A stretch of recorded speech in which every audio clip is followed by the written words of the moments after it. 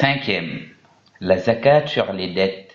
Le messager d'Allah, paix et salutations d'Allah sur lui, cherchait protection contre les dettes. Et Allah, exalté soit-il, a fait descendre le plus long verset du Coran sur ce sujet de par son importance. Ce qui concerne la dette est le devoir de trou sur celui qui paie le zakat. Si une personne est endettée d'un montant qui fait qu'elle n'atteindra pas le seuil obligatoire de la zakat, alors elle n'a pas de zakat.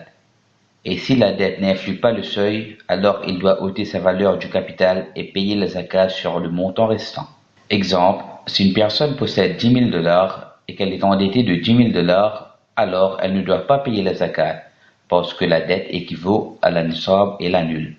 Et si la dette était de 9 950 dollars, alors dans ce cas, elle influe sur le seuil et par conséquent, elle ne doit pas payer la zakat.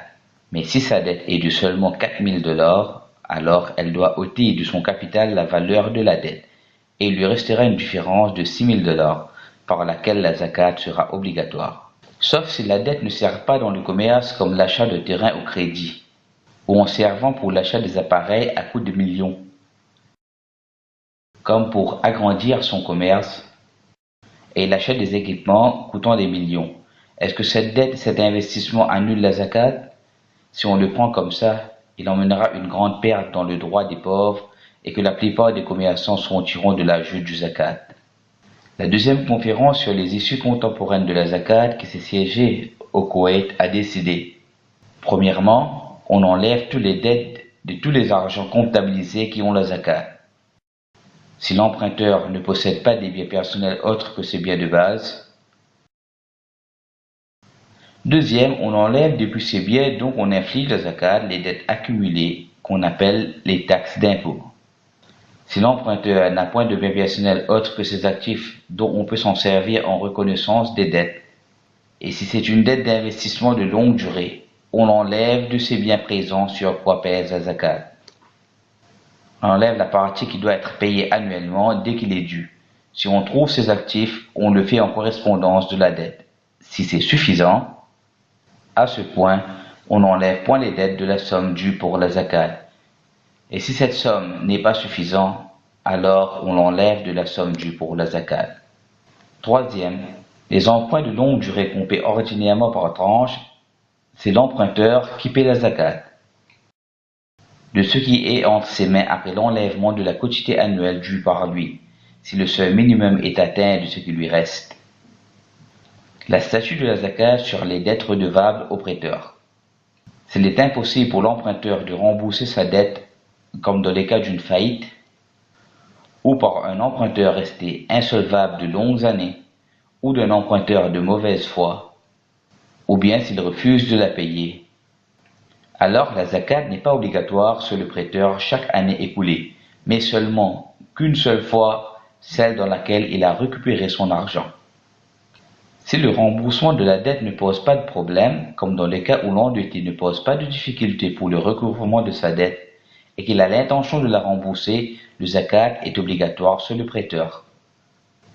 Alors il faudra s'acquitter de la zakat pour chaque année, car l'argent est alors considéré comme étant en possession du prêteur. Il y a plusieurs types de dettes. L'une d'elles, c'est ce qu'on appelle les documents, une attestation représentant une des fractions égales d'un prêt consenti lors de l'émission d'un emprunt, s'accompagnant d'une demande de versement d'un certain intérêt en pourcentage de la valeur initiale qui se sont fixés entre eux. Et ceci constitue clairement de l'usure, et il est strictement interdit, car il s'agit d'une dette qui a généré un profit, et c'est ce qui explique que les obligations ne soient pas légales. Par conséquent, celui qui adopte cette pratique doit se repentir et revenir à Allah exalté soit-il. C'est une dette retardée sur la personne concernée. Au don, la zakat sur les obligations a le même statut que celle légiférée sur la dette, ce qui signifie qu'il est obligatoire de payer la zakat sur les obligations, mais bien évidemment pas sur les intérêts, puisque ceux-ci sont interdits, et ce si leur montant atteint le seuil au travers de ceux-ci, ou bien pour le biais de ce qui vient se joindre à eux parmi tout ce que possède l'acquittant comme argent ou comme marchandise. Et tout cela à condition qu'une année se soit écoulée. Dans ce cas, il paie alors le quart du dixième, qui est de 2,5%. En revanche, s'il n'est possible de toucher le montant de ses obligations, si ce n'est qu'après un certain temps, alors la zakat reste obligatoire et il la paiera au moment où ses obligations seront séparées de lui pour toutes les années passées. Quant aux biens en service, c'est-à-dire tous ceux qu'on a préparés pour louer et non pas pour vendre, comme les immobiliers et les voitures et les usines industrielles, ainsi de suite, les savants sont d'avis qu'il n'y a point de zakat sur elles, mais par contre, on paie la zakat sur le revenu. La majorité des savants sont d'avis qu'on les ajoute avec le seuil nisab de l'année que possède le propriétaire en termes d'argent ou de marchandises, et il retire 2,5% quand ils sont semblables à l'argent liquide. On peut en ajouter ici la zakat sur l'indemnité de fin de service, l'indemnité de retraite sur les pensions perçues pendant la retraite. Il n'est pas obligatoire pour le salarié ou l'employé de verser la zakat sur les montants de ses cotisations durant sa vie active, et ceci s'explique par le fait qu'il ne soit pas en pleine possession de cet argent. Or, la pleine possession de l'argent est une condition qui doit être remplie afin de verser la zakat. Or, dans ce cas, il est incapable d'utiliser ou bien d'avoir la mainmise sur ces montants pour lesquels il cotise durant la période de son service. Toutefois, lorsque ces droits lui seront remis, après que la décision ait été donnée pour que l'employé perçoive cette somme, soit en une seule fois, soit en versement périodique, alors dans ce cas, il sera considéré comme étant en possession complète de ceci, et il devra donc payer la zakat dessus, puisqu'il sera alors à même d'en tirer pleinement profit. Une autre catégorie, l'argent que verse le locataire au propriétaire à titre de garantie. Elle n'est pas obligatoire pour le locataire parce qu'il n'est pas en sa pleine possession. Par conséquent, la condition de possession totale n'est pas réalisée dans ce cas-là, alors que nous savons qu'elle est une condition obligatoire pour sortir la zakat. La zakat n'est pas obligatoire sur les droits d'auteur et les brevets d'invention car il n'existe pas de condition d'obligation de versement de zakat sur ceux-ci. En revanche, s'ils sont exploités, alors on appliquera dessus les mêmes règles que sur de l'argent gagné. Quant à la zakat sur les salaires, les paiements et les bénéfices des indépendants, les savants sont d'avis qu'il n'y a point de zakat.